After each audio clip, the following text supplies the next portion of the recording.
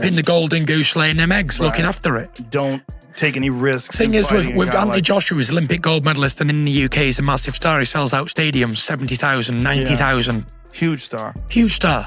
There's a win-win for Jake Paul is because, listen, if he wins, then he's beating a former heavyweight boxing world champion, certainly one of the best heavyweights of his generation, and of course, a man that is way bigger than Jake Paul. Of course, it's a win. And if he loses, it's still a win for Jake Paul. Because he had the balls, he was man enough, he was willing to test himself, he would prove everyone wrong, all his critics. At the blue, but it's intriguing, and I think from Jake's perspective, I think, he's had a lot of criticism about, he is a pro boxer now. The way you want to look at it, he trains as a pro, but, and he's fighting as a pro. They said it's about time he fought some. Joe Rogan and Tyson Fury openly question why Anthony Joshua would even entertain fighting Jake Paul. They argue that Joshua and his team are chasing payday money instead of real heavyweight challenges. Fury says Joshua should be facing him or Deontay Wilder, not a YouTuber turned boxer. According to them, this looks less like a competitive fight and more like a business transaction, raising questions about Joshua's priorities. Because this is a business at the end of the day. And if I was his management team, I'd say stay away from Fury, stay away from Wilder, and we'll just fight the rest of the people and keep making plenty of money. Why do we need to fight? Michael Bisping reacts with a completely different angle. He says Jake Paul is in a win-win situation. If Jake shocks the world and somehow beats Joshua, even by pure luck, he instantly gains legendary status. He would have beaten a former unified heavyweight champion, something elite pros couldn't do. But even if Jake loses, Bisping says he still wins because stepping in with a world-class heavyweight boosts his credibility anyway. He calls this the most low-pressure, high-reward fight Jake Paul has ever targeted. For Joshua, however, anything less than a dominant knockout becomes an embarrassment. Out there on an island by myself, everyone says the same thing, and he would potentially prove all of those critics wrong. Well, yeah, he would, maybe, unless there's some funny business, right?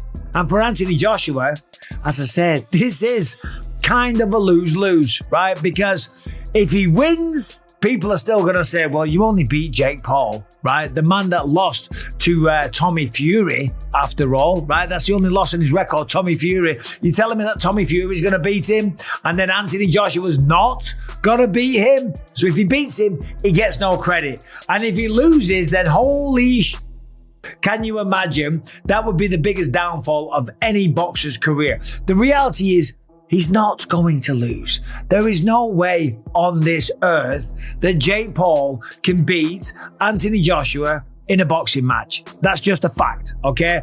Look at what he did to Francis Ngannou. Francis Ngannou hits as hard as a Ford Escort, going 100 miles an hour or whatever that stat was. Comes from the UFC. He was the UFC heavyweight champion of the world.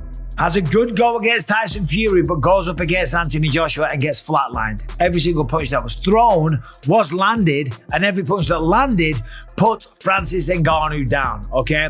So to stand there and think that Jake Paul, who's much, much smaller, who has way less experience, that doesn't weigh anything near him, is going to have a chance, and not to mention the technical abilities. Let's just talk about that. Not to mention the technical abilities or experience. We're talking about an Olympic gold medalist, remember, from back in the day, who's then gone on to become a true British boxing icon, or a worldwide boxing icon, let's be honest, right? There's no way that he... Joe Rogan also reminds the world that Anthony Joshua isn't just any boxer, he's an Olympic gold medalist and one of the hardest punchers of his era. Rogan believes Joshua won't just fight Jake, he'll try to destroy him. He says Joshua wants to send a message to stop influencers from calling out real champions. For Joshua, this is not just a fight, it's a statement. God, if he beat Anthony Joshua, good Lord. Good Lord. I mean, that's a big if, right? Anthony Joshua, I do not Olympic gold medalist, former heavyweight champion of the world. What he did to Francis Ngannou, good Lord. Yes. Do you want that smoke? Yeah, I just think it's all about the promotion or whatever. I have no idea what the actual motivation is for it. That fight's not competitive at all. Well, it's a dangerous fight. Yeah. Because Joshua's going to try to make an example out of him, for sure. And will. I mean, Anthony Joshua's one of the biggest one-punch KO artists ever. Yes. I mean, he's a one-punch fucking night-night guy. Yeah. You know, he's a great boxer. Frank Warren reveals that the entire idea came out of nowhere, and he believes Jake Paul is the one pushing hard for this fight. Jake is tired of critics saying he only fights smaller, older, or retired opponents. According to Warren, Jake wants to shut everyone up by stepping into the ring with a giant like Joshua. Even promoters were shocked that Jake's side initiated this matchup. Warren says it may look like a stunt, but Jake seems determined to prove he belongs in the heavyweight conversation. Both. It's not a fight I even thought of. It's nothing to do with me to start with. It come out the blue, but it's intriguing. And I think from Jake's perspective, he's had a lot of criticism about, he is a pro boxer now. The way you want to look at it, he trains as a pro, and he's fighting as a pro. They said it's about time he fought some. I've seen some of the stuff, that's been said. When's he going to fight someone? Well, he's gone from one extreme to the other. That's what he's doing. So if that fight happens, you've got to take your hat off to him. You got called out by Andre Ward, AJ. Would you rather see Jake fight AJ, which is obviously, as we know, a mismatch, or Andre Ward, who's been retired for 4 years? I'd much rather see AJ fight Tyson. Oh, please. I dread to think how many times we don't know if he's that's going to happen, because the big man, he's filming, he's not made his mind up what he's going to do. Ben Davidson takes a harsher, more realistic stance. He compares the situation to Francis Ngannou's fight with Joshua. Ngannou, one of the most powerful men on the planet, couldn't handle Joshua's punches and was flattened. Davidson says if Ngannou, a natural heavyweight monster, couldn't survive Joshua, then Jake Paul stands no chance whatsoever. He stresses he's not insulting Jake, but the gap between a crossover boxer and an elite heavyweight is simply too big. Everyone already knows what happens if Joshua lands clean. The fight, Francis Ngannou is one of the most durable men on the planet. And look at what happened there. I don't think it's good for boxing, if I'm honest.